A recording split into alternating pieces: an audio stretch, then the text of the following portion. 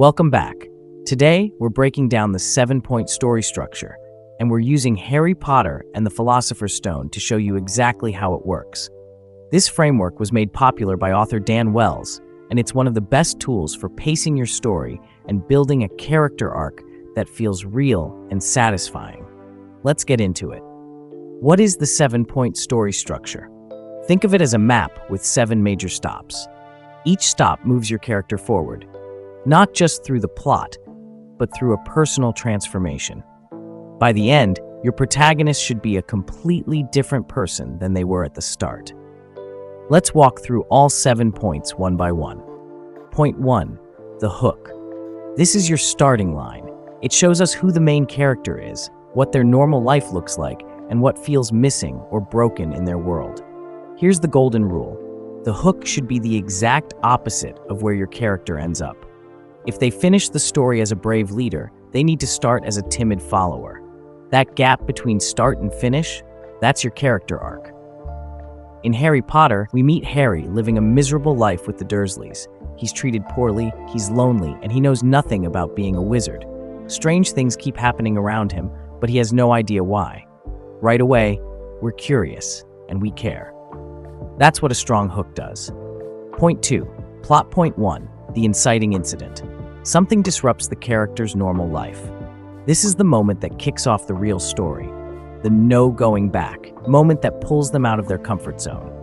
For Harry, that moment is Hagrid showing up and telling him the truth. He's a wizard, and he's going to Hogwarts. Everything changes. The adventure begins. That single conversation launches the entire story. Point 3, pinch point 1. Now the pressure starts to build. This is where the main threat shows up in a real, tangible way. It's the story's way of saying, this is serious. In Harry Potter, Harry discovers that something dangerous is hidden at Hogwarts. There's a 3-headed dog guarding a trapdoor. Teachers are acting strangely. The Philosopher's Stone gets mentioned. The tension rises because the reader can feel it. Someone might try to steal it. The stakes are no longer abstract. They're right there in the story.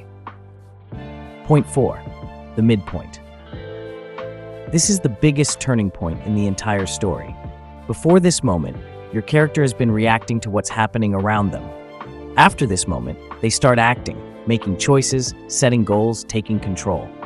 In Harry Potter, this is where Harry, Ron, and Hermione fully commit to solving the mystery themselves.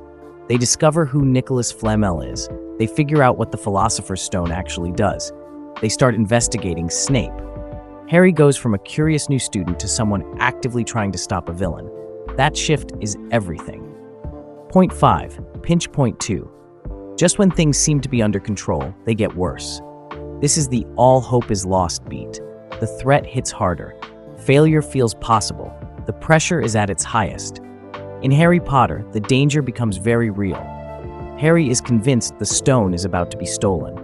Strange events are happening all over the school. The fear that Voldemort might return is no longer just a rumor. It feels like it could actually happen. The heroes have broken rules. They've risked everything, and it still might not be enough. Point 6, plot point 2. This is the breakthrough. The character discovers the missing piece, a hidden truth, a new strength, or a final realization that pushes them into the last confrontation. In Harry Potter, Harry finds out the truth. Snape isn't the villain. It's been Professor Quirrell all along, working for Voldemort. And Harry realizes that he's the one who has to face this. No one else can do it for him. That realization sends the story straight into the climax.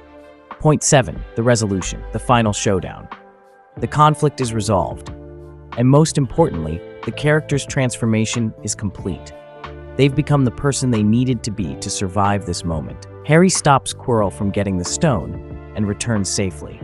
Gryffindor wins the House Cup. Harry has found friendship and belonging, and a confidence he never had before. Compare that to the lonely, frightened boy at the start. That contrast, that's what makes the ending land. Here's where it gets really interesting. Most writers assume you have to build a story from point 1 to point 7, but many writers find it far more powerful to plot out of order. Here's how, using a simple example. A kid named Leo, who is absolutely terrified of dogs. Start with the resolution, point 7. Before you write anything else, decide how the story ends and who your character becomes. For Leo, at the end of the story, he bravely runs into traffic to rescue a stray puppy. He is no longer afraid. He loves dogs. Then jump to the hook, point 1. Now that you know the ending, go back to the beginning. Make it the exact opposite. For Leo, he's so terrified of dogs that he crosses the street just to avoid a tiny chihuahua. He's completely trapped by his fear. Find the midpoint, point 4. Look right at the center of your story. This is the moment the character stops running and decides to try. For Leo, a stray puppy keeps turning up in his backyard. Instead of hiding inside, Leo opens the window and tosses it a piece of chicken. He decides he wants to be brave. Fill in the plot points, points 2 and 6. These are the two major bridges that connect your beginning, middle, and end. For point 2, Leo's parents agree to pet sit a calm, older dog for a week. Leo is suddenly forced to live with a dog. For point 6, the stray puppy runs toward a busy road, and Leo realizes he cares more about the puppy than his own fear. Add the pinch points, points 3 and 5. These are your speed bumps, moments where the stakes get higher and the character is tested. For point 3, the pet-sitting dog barks loudly at a stranger, terrifying Leo and making him want to give up. For point 5, a thunderstorm hits, and Leo can hear the puppy crying outside, but he's too scared of both the storm and the dog to go out. It feels like he'll never change. By plotting out of order, you make sure every single scene has a purpose. You're not just making things up as you go, you're building a track that leads your character exactly where they need to be. In summary, the 7-point story structure gives your story a skeleton that actually works. Start with the hook, who your character is before everything changes. Add the inciting incident to get the story moving. Build pressure with the first pinch point. Flip everything at the midpoint. Raise the stakes again with the second pinch point. Give your character a breakthrough at plot point 2, and finish with a resolution that proves how much they've grown. Use the backwards plotting method to make sure your beginning and ending are always connected. Start with who they become and work backwards to show who they were.